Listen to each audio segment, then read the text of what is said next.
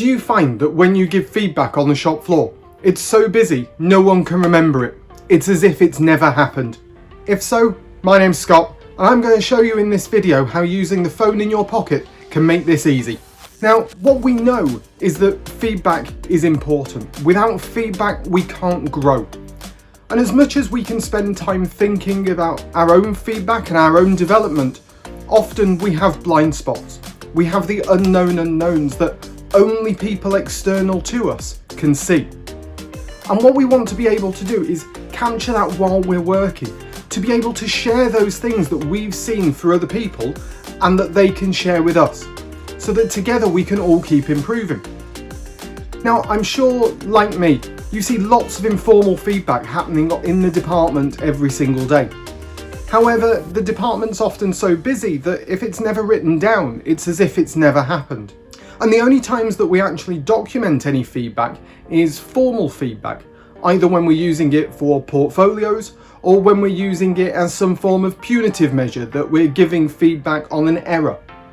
And that's useful, it's helpful to recognise when things go wrong, but there's also lots of times when things go very, very well, and you want to be able to capture those as well, so that we can continue learning from areas that are good as well as areas that are bad.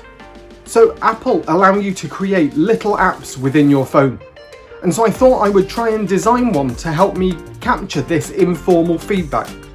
In this video, I want to walk through with you how to create that shortcut on your own phone so that you can try it yourself. So here we are on the iPhone, and let's go ahead and open up the Shortcuts app.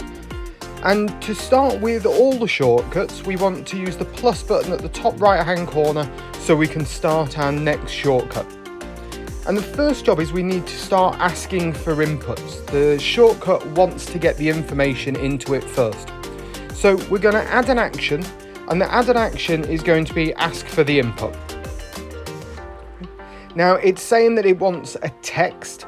Okay, so what's the text that we're going to use here? And that's the question that we want. So this question is going to be, what was the case? Okay, once we've got what was the case, we can press the plus again, and we're going to ask for our next input. And our next input was going to be what went well. And then our final one is going to be asking for our final input here, okay, which was even better if. Sorry, and the pedant of me means that I've got to make sure I put back in that question mark as well. Right, so now we have our three pieces of information. What was the case, what went well, and even better if. And now we need to use something that's going to pull all three of those pieces of information together into one place. And so what we're going to use is the text option here as well. So going back up into the search, and there's a text option. And this is what's going to form the body of the email that you're going to send out. So you can be as creative as you want into here. This is you and your personality and how you're going to send it. So I'm going to go with, hey, here's the fast feedback from today. Okay. And then we're going to put a couple of titles in. And our first title is what was the case.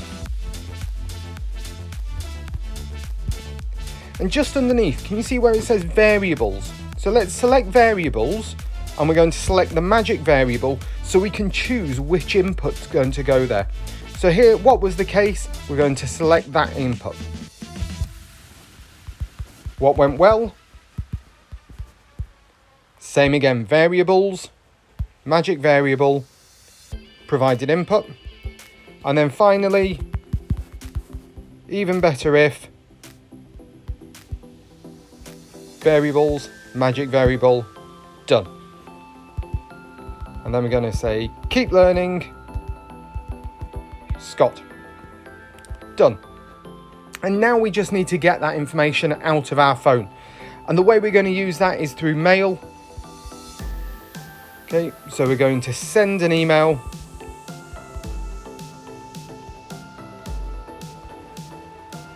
Where the text is going to be put into there. We're going to leave the recipient's box blank, okay? but what was the subject? We're going to call that fast feedback. Done. Okay, and that's it. So let's click on next. We're going to call our shortcut fast feedback. Okay, and you see where you've got the two squares on the icon. If you tap there, you can then change the color, you can change the image. So I know we've got a man running that just appeals to me for this particular one. Okay, select done and done again.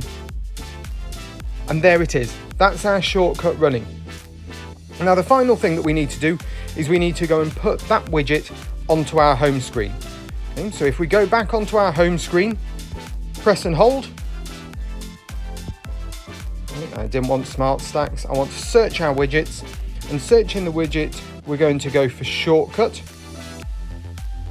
Okay, and add that widget. Let's test this shortcut we've created. And one of the advantages is that you can still use the dictation option rather than having to text, so you can record the conversation that you're having with the learner. And I thought what I would do is I would give myself feedback on this YouTube video.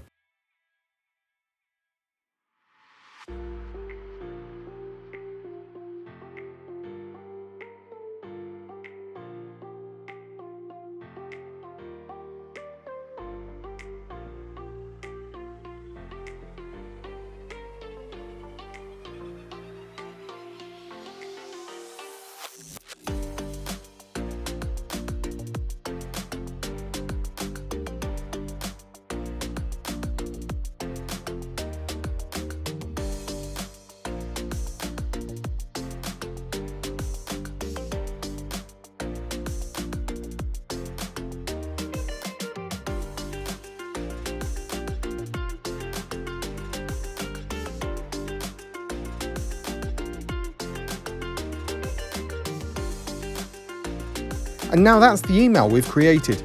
All of that feedback there ready to email off so the learner can then use it in future. I've been using this for about 6 months and it works really well. Overall, it takes about 2 minutes. It doesn't add much to the sort of total time that you were spending giving the feedback anyway.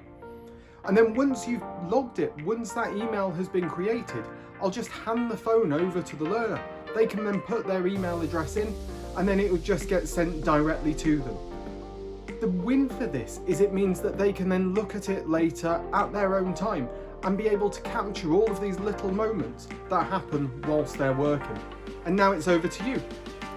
Follow the instructions in the video to create your own shortcut, and then in the comments below, tell me what you think.